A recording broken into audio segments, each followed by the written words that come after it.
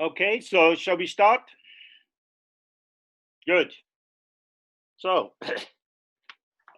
now we're doing something a little bit different. People have sent in questions, about 50 questions. So we'll have some time to work on these today. And then we'll have some other days. This is a new way of proceeding. People have sent in questions, altogether about 50. And we'll do as many as we can today, and we'll choose some other days as well. There will be two days in August, the 12th and the 26th, and they'll be at our start time of 6:30 London time. So the first question that came through is one which often arises, is are preparatory practices necessary in Dzogchen? Well, the beginning of Dzogchen is to have an introduction to how your mind is. That our mind is not a thing. It's not something somewhere. When you start to look for your mind, you can't find it in any particular location. It doesn't have a color. It doesn't have any particular shape. When we look outside, we see trees and cars and birds and so on. Each thing we see stands in location to something else. The bird is in the tree is growing from the ground, the car is parked on the ground. In terms of the content of our mind, we can have a thought about yesterday, we can have a thought about tomorrow. So it's as if our memories are located in the past and our plans are located in the future. And this is how our mind appears when we are inside the duality of subject and object. But the beginning of Dzogchen is to see that the mind has no location, no shape. If the basis of our being here in our body, in our room, if that basis is not any particular place, then we start to see the actual truth of our mind is something ungraspable. Arising in this open awareness of the mind are many thoughts, feelings, memories, and so on. And they create the illusion that we are in a particular place, we are a particular age, gender, and so on. All of these interpretations are relative. That is to say, if you are one thing, you're not another. They are established through their exclusivity. The mind is inclusive. Nothing is excluded. This is why it's the great completion. Everything is already in the mind. So if you start to see this, you have to, the whole practice is to be with your mind as it is. Now, you may experience, oh, I'm very depressed, I'm very sad, I'm a stupid person. I keep thinking about the past, about some relationship that went the wrong way.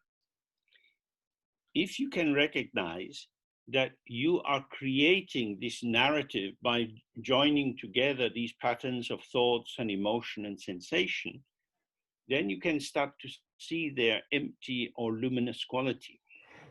Then you find the factors of samsara, all the limiting structures which say inside, outside, high, low, all the binary oppositions are actually contained inside the infinity of the mind. Then you don't need any preparatory practice. What you can make use of are supplementary practices to strengthen your clarity, to strengthen your sense of emptiness, and so on. If you look clearly, you will find that you are always where you are. And where you are is this emergent presence of this moment, inseparable from infinite emptiness, which is the heart of all the Buddhas. But if you are committed to the idea that you are a small person, a limited person, that you have to do a lot of purification, then by the power of your own belief, by your own definition of who you are, you will give yourself a lot more work to do. So clearly this is pointing out that this is not an objective structure. It's not like getting the ingredients, how to make a curry, how to make a Buddha. There are many recipes for making Buddhas. Develop wisdom, develop compassion, develop the paramitas, and so on. But the Buddha is already present. This is a particular teaching of Dzogchen. So in order to find yourself in the presence of the Buddha, you have to stop telling the Buddha that this small, stupid person. And if you follow this path, which there are many teachings on video and so on which explain this, if you follow this, then there is only one way to deal with obstacles. Stay relaxed and open precisely with whatever is occurring. You find that thoughts arise and pass, feelings arise and pass. You find that the structures of who you take yourself to be, the ways in which you construct your everyday identity, this also is a process, a pageantry of moments of thought, feeling, memory, and so on, arising and passing. The more you sit in a relaxed way, the more you realize that you don't have to have any structuring or positioning or hang on to any factor which is arising. The mind is naked. The source or the ground or the basis of the mind is emptiness. From emptiness arises everything, your thoughts, your feelings, your memories. So when you don't do anything, what you need arrives. In the language of Dzogchen, the primordial purity of the mind, its ungraspable emptiness, is inseparable from this immediate emergence, this showing, this display. So the obstacle to finding your Buddha nature is your belief in your own habitual identity, that we hang on to the constructs that we are used to through all the years and situations of our lives. So the question is always a subjective one. If I am addicted to grasping, I probably have to do a lot of preparatory practices. But if I can trust the tradition coming from Kuntuzangpo through Garab Dorji, then I can start to relax. It's not all up to me.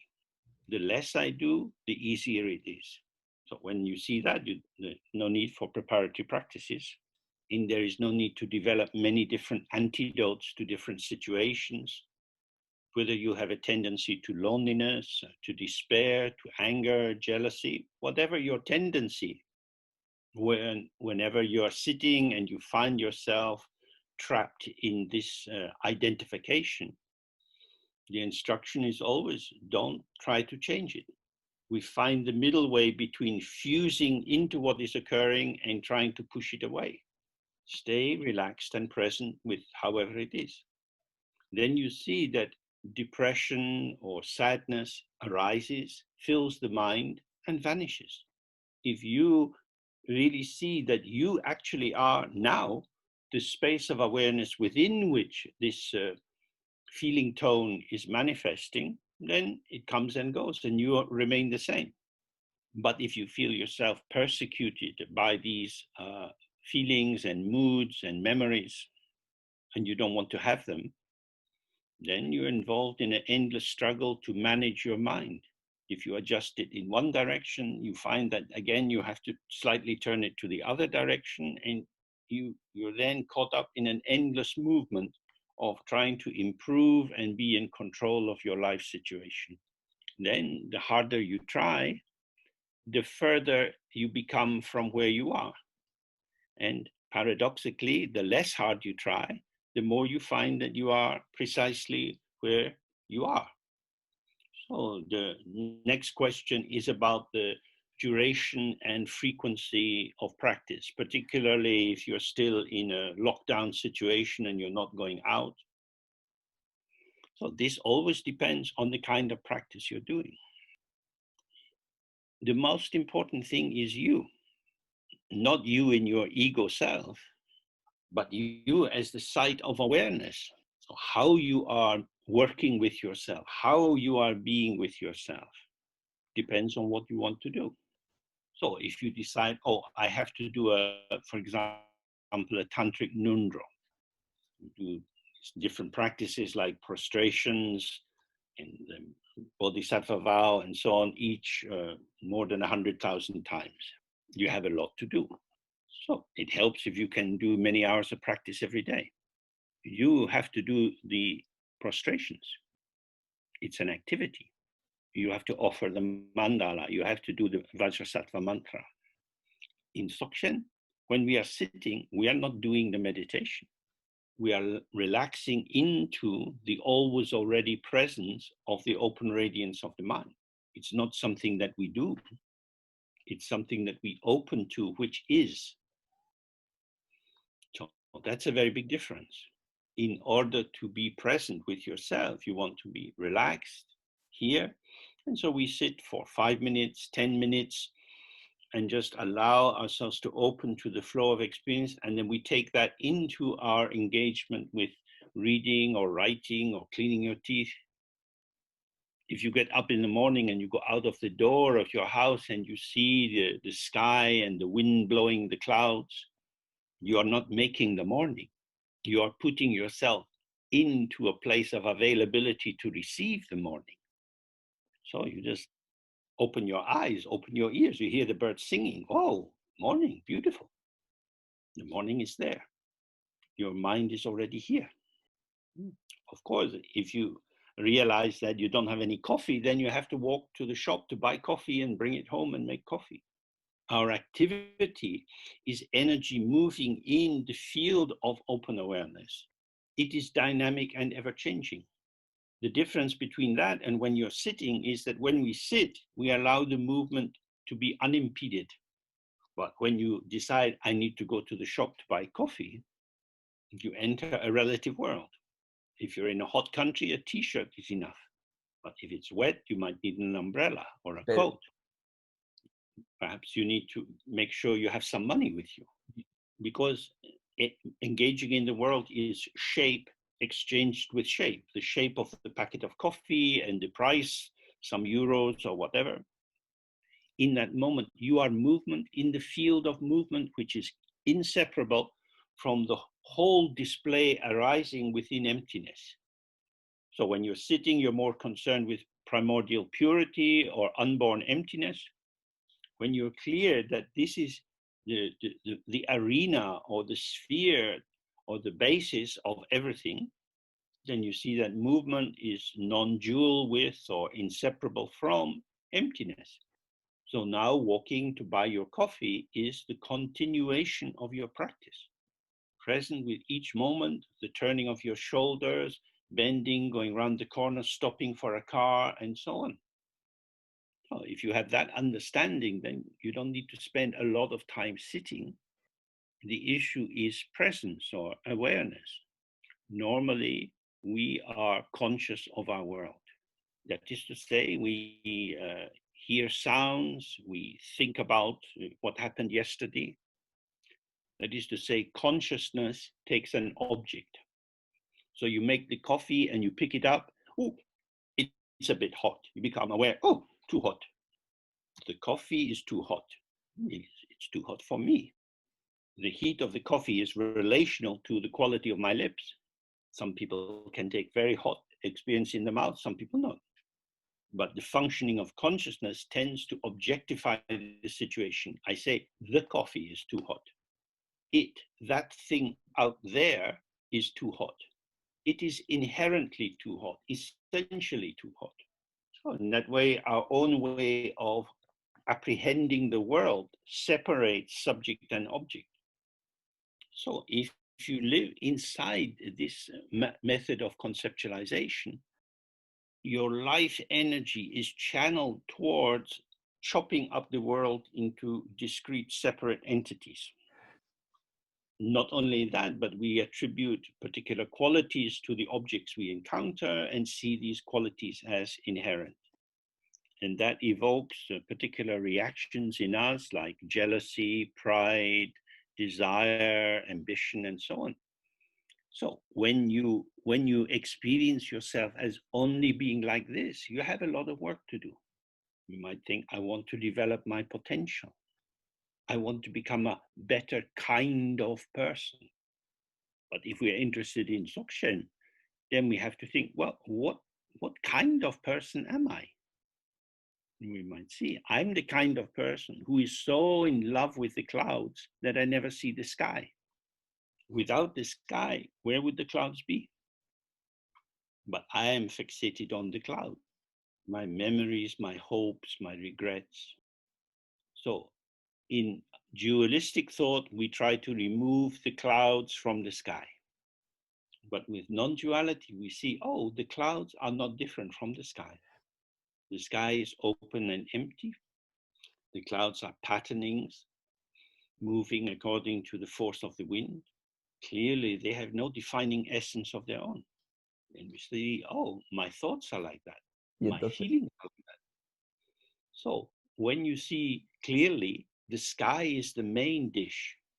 With the sky, everything is fine. But without an awareness of the sky, everything is cloudy. So in Dzogchen, we focus on first, open to the sky. Find that you are not other than the sky. Then the clouds are not a problem. But if you stay fixated on the particular patterning of your cloud situation, then you can spend a lot of time doing purification and so on. Okay, so let's go on to the next question. And this is, can I trust the meditation experiences which arise? This is a short form of saying, how can I know if I'm making progress? We understand progress. You go through school from the first year right to the very end, and you progress year by year by year. This is a structure we understand. Dzogchen is not concerned with progress. Awareness, that is to say, the basic illuminating clarity of your mind, doesn't improve or decline. When the content of your mind is dull, maybe some difficulty arises in your life and you feel very sad, very troubled. It is as if I have kind of merged into this state. This is dualistic experience, where the subject seems to momentarily merge into the object. But even when you feel terrible, when you feel useless, worthless, heartbroken, and so on, this is experience. Who is the experiencer? The experiencer is the natural clarity of the mind, which reveals the heartbreak, the hurt, the loneliness, and so on. So again, our main focus is awareness, rigpa. Normally, we are trapped in thought production, in interpretation, in narrative development, telling many different stories about who we are, how the world is, what the politicians are like, and so on. This is the movement of the mind. We wouldn't know it was moving if the light wasn't on. This light is our awareness. So awareness doesn't change. From the point of view of awareness, there is no development. From the point of view of being a cloud, you can be thick or thin, you can be very big, you can be small, you can be very dark, stormy cloud full of rain, or you can be a light, fluffy cloud. You might think, oh, light, fluffy clouds, these are much nicer. But if you are a farmer waiting for the monsoon, this white, fluffy cloud is just annoyance. You want the cloud with rain. The land is hot and dry and cracking open. The value of everything in the relative domain is relative. So whenever you allocate value or you come to some conclusion about your own state or the state of other people, this is a game of construction. At the moment, for me, in this mood, at this time, this seems good, this seems bad. America, under the first President Bush, was very concerned to get China to enter into the World Trade System. They forced the development of the WTO in order to bring China into a free trade system. Free trade will inevitably bring about a democratization, but that has not happened. Now China as the great friend becomes China as the great enemy. All of these political, economic alliances are contingent. They're dependent on many factors. So maybe your mind is full of jealousy. You sit and try to do some meditation, but you're very disturbed. This is also wonderful, because now the intensity of the emotional field is undeniable. You feel this raging force moving through you. Oh, I am energy. energy takes this form of jealousy, this form of anger, this form of desire. Because the one I love did something with someone else, I am transformed. I have become jealous because of what they did. Dependent origination. I am not an independent entity. I am moving in a field of movement. And because this field of movement is unstable and interactive, I can never be sure how tomorrow will be. So, in terms of making progress, what we tend to find is that you can have months of so-called good meditation followed by months of difficult meditation. Because from the Dharma point of view, inside relative truth, that is to say, inside the field in which I am a person among people, how I encounter the world creates my current sense of experience. So how could I make progress that is mine when I'm constantly in interaction with the environment? The great yogis have a lot of movement. They're not afraid of movement. They don't feel so bad when they have movement. But we might be living in a fairy tale world where some people are completely sorted and have no problems. The difference is that when we get a problem and we identify with it, we feel I have made a mistake or they are trying to attack me. Whereas when you relax into awareness, good times come, bad times come. You're not concerned with the quality of what is arising in your mind because it is non-definitional. If you find yourself becoming angry and irritated, if you have already come to a conclusion that this is a bad thing to be, then you might feel like apologizing or trying to hide your anger. I don't know why I'm so angry. Who is angry? The mind itself is not a self. We are not a thing. We are not a discrete, isolated entity. The patterning of the self, what we call ourself, this particular formation, expands and contracts according to the forces all around us and inside us. Who is angry? I am angry in the sense, oh, this is coming through me. So anger is expression, conversation with the provocations of what is occurring, but it doesn't define me as angry. Angry due to this condition, they're not angry. Moving and arising and moving and arising, not blocking experience, trying to get rid of it, not merging into it and identifying with it. So it comes and goes.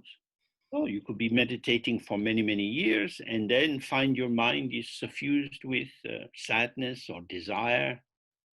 The problem is if you merge with what is arising, if you act it out, if you become that feeling and then take it into the world as an angry person, desireful person, or whatever, then in the intensity of the identification, you've lost your awareness of the field within which these forces are moving.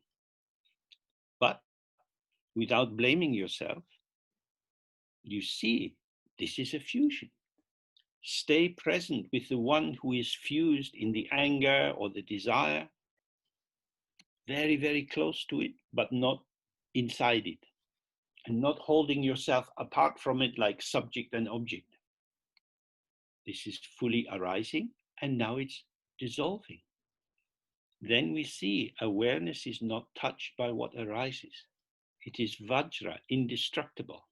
When you merge, of course, this is relative language, but when it is as if I merge into what is arising, there is a double move.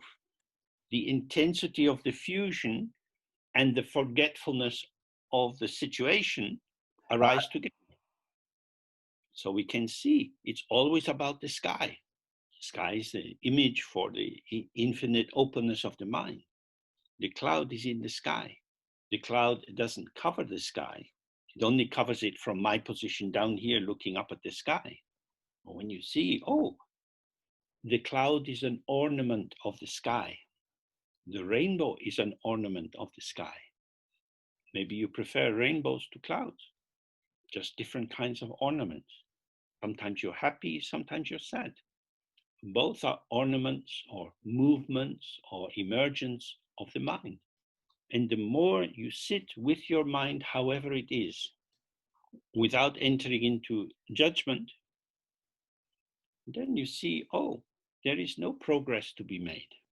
It's always already present, but we can lose it. So the progress is, if you like, not to go from here to there or to rise up, but my progress is marked by being here more of the time. And linked with that was the question, do I need to have a teacher or access to a teacher, be able to talk with someone? That depends. Some people have many, many questions that arise in their mind, and they think their questions are important, and they ask teachers many, many questions. Not everybody does this. Some people hear what the teacher says and apply it. So they need to see the teacher every now and then, and they are able to see, oh, what the teacher says, which is what the Dharma says, is perhaps more important than what I think. But the people who have a lot of questions tend to think that what I think is maybe more important than the Dharma.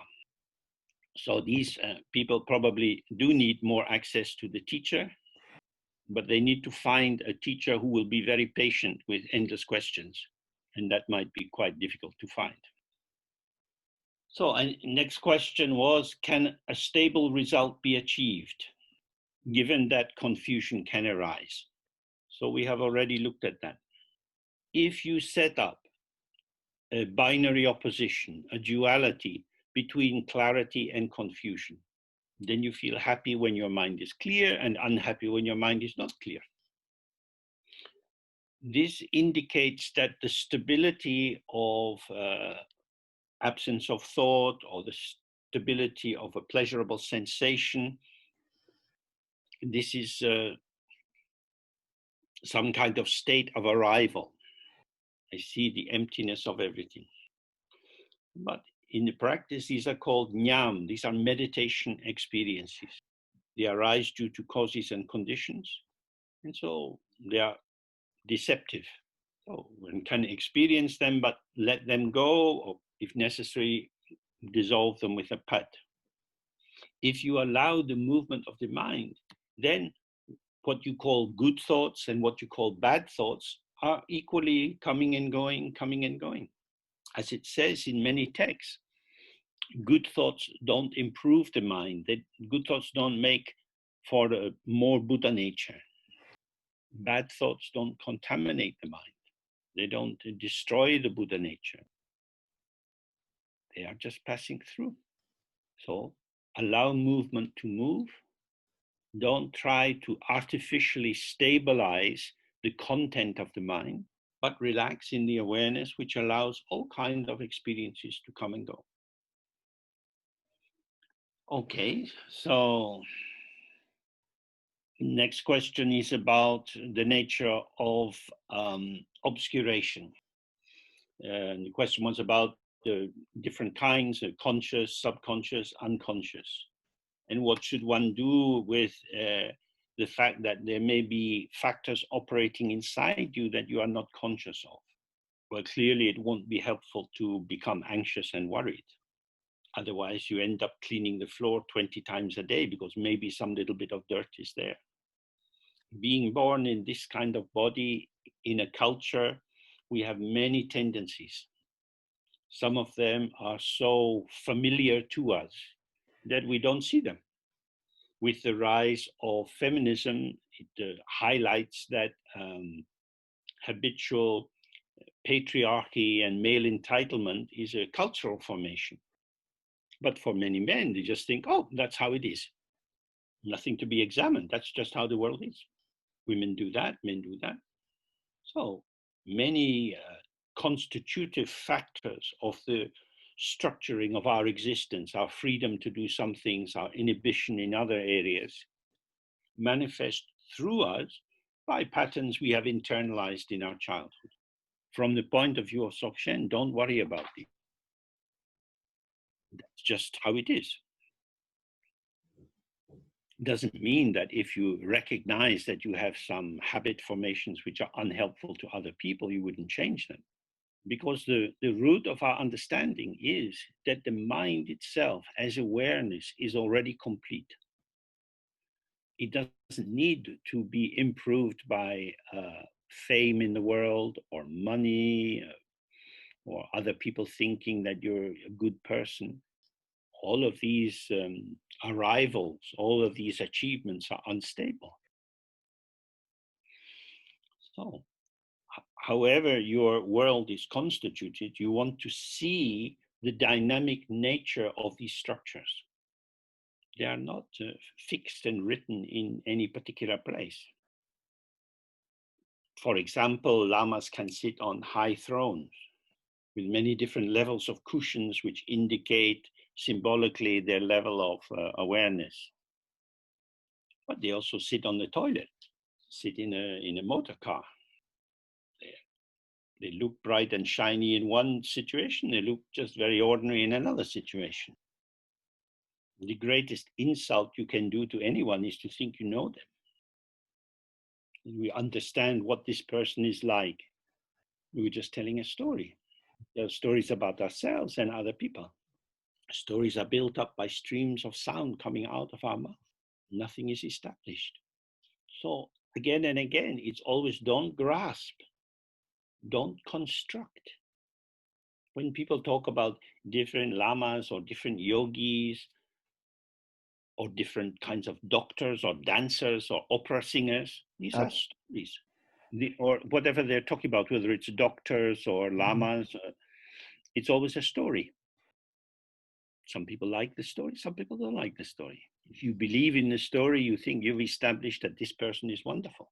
If you are a meditator, in that moment, you have to think, objectification. I have found the truth of this person. I know who they are. And the reason I am able to know who they are is because I'm very stupid, because I believe that there are really existing things which can be known and defined. So again, we have to return. Like Namkhai Norbu is a great master, always said, don't enter into judgment. So what did I say? I said, Namkhai Norbu, a great master. So a grand master, a great master is a judgment. He's a great master for people who like that.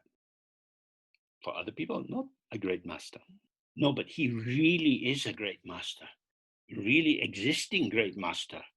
Now we become really, really stupid. Everything is illusion. We should hold the world very gently, very lightly. In the Mahayana text, they say, why do you say Buddhas are better than sentient beings? Without sentient beings, there would be no Buddhas. This is so important to see. This is better than that. A relative truth. Inside duality, inside the separation of subject and object. I am talking about this person. I like them, I appreciate them, I put them up. I don't like them, I don't appreciate them, I put them down. I am doing this. I am constructing heaven and hell, the God realms and the realms of torment. This is the discourse of duality. So what we need to recognize is the movement of the mind, which ceaselessly offers patterns. These patterns can be appreciated in an instant. This is the intuitive, instant quality of awareness. And then it passes. You don't need to come to any conclusion. You go to hear a band playing and you like the music. If you say, what a great band, maybe they're going to fight later that evening and then they break up. What is the self-existing band? What you had was a moment devoid of inherent existence. So in any situation, whatever is arising, whether the mind is clear or not clear, whether you're happy or sad, whether you seem to be successful or a failure in the eyes of society, stay with awareness. Don't block what is arising. If you're going to have a conversation with people, if you're going to have an ordinary social life, maybe a family, you're going to have to chat about this and that. When I lived with my guru in India, I often used to get annoyed because he didn't talk about Dharma all the time. He would talk about where we could buy some better quality of paper for the printing we were doing. He told me a lot about the politics of the university he taught in. I was waiting for him to teach me about what this sutra says, what this tantra says. So, was he teaching Dharma or not? He gave me many opportunities to see what my mind was doing, as if James knows what a guru should do. So he was very good at not being the guru that I knew he should be, which was probably exactly the guru I needed. So Dharma is everywhere. Dharma is in fights with your partner. Dharma is in getting a negative diagnosis from the doctor. Dharma is eating an ice cream. Everything is the movement of the mind. So if you don't make a division between high and low, good and bad, right and wrong, if you stay present in the moment, the self-liberating nature of whatever arises will show you the clarity of your mind. So we started a bit late, so maybe we just go on a little bit longer, if that's okay. The next question is how to deal with the afflictive emotions, with the kleshas. The 5 basic ones are the mental dullness or our immersion in assumptions. That is to say, the domain of reification, where everything seems solid and real. On the basis of seeing self and other as real, we have friends and enemies. We have objects of desire and objects of aversion. And then on the basis of that, we have pride when things go well, and we have jealousy when we see the vulnerability of whatever it is that we've established as my world. So in the general Buddhist teachings, what we call now the Theravada teachings, generally the advice is to avoid situations which would provoke the arising of these 5 poisons. They're poisons because they're said to be like a scorpion's poison, which if you have a lot of this toxin in your body, you can start to have fever and hallucinate, and then you imagine things are the case when they are not. We are not healthy. So maybe avoid taking more poison into yourself. Or practice in the Mahayana tradition, seeing the emptiness of all phenomena and develop compassion for all beings. Or in Tantra, you can transform the energy of these 5 poisons into particular deities in the mandala. That is to say, you see that these intense emotions or afflictions are particular vibrations. And these vibrations, they bring up a selective attention towards the environment. So instead of having an open panoramic awareness, your attention is drawn towards the object of your desire or aversion. So the event then becomes very important. The actuality of the event, any event, is that it is passing. But if someone insults me and I feel very angry, I want to fight with them. But it's already happened. They already insulted me. This is what came out of their mouth has dissolved. But I have captured that word and I stab myself with it again and again. So I make myself angry, which is an activity, which is movement, which is energy flowing. There is no essence there. I feel I know how horrible you are. You're a real shit. That's what you are.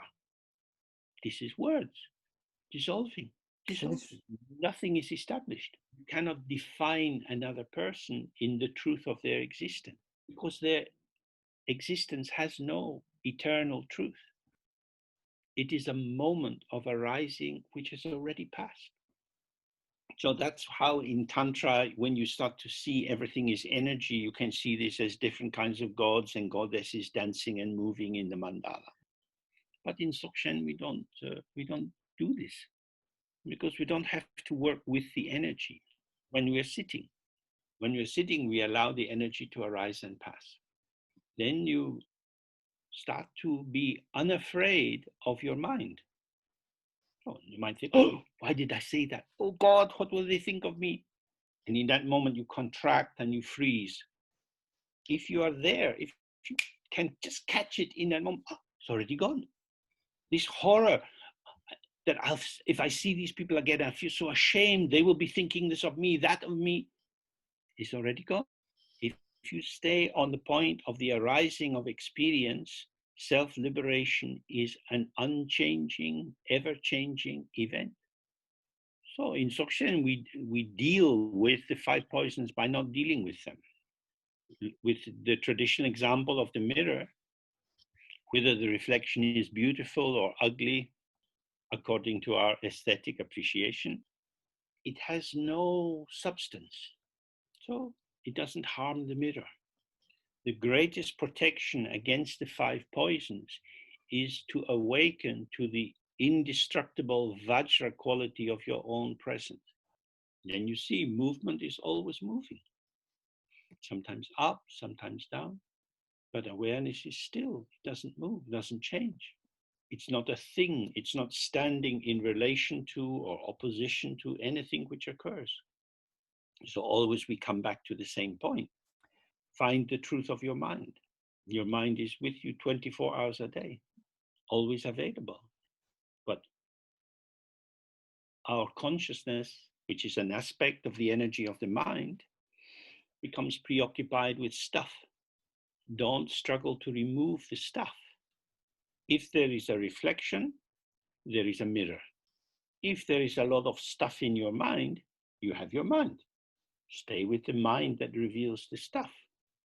So we have managed to cover a few questions tonight, and maybe you can send in some messages if you find this a useful way of proceeding, and we can continue to go through the questions, and people can send in further questions and make it a regular feature if it seems useful to you. So please give some feedback.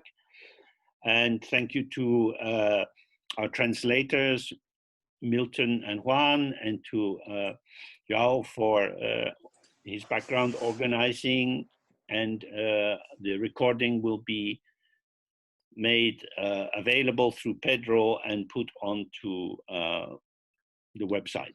So you can look again if you like. So.